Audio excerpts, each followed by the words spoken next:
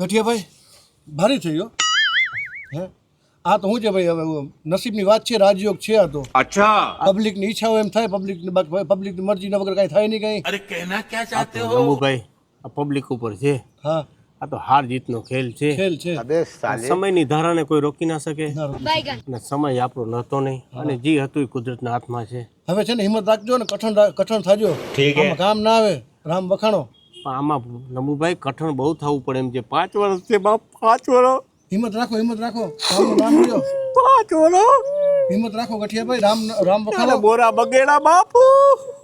તો કાંઈ વાંધો નહીં સમય આવશે પાછો સમય ક્યાં વહી ગયો છે ચૂંટણી હારી ગયા છો જિંદગી થોડી હારી ગયા છો કાંઈ ગઠિયાભાઈ પૈસા ગયા ટાઈમ ગયો અને સમય ગયો 5 વર્ષ પછી પાછું ઊભું રહેવાશે મારે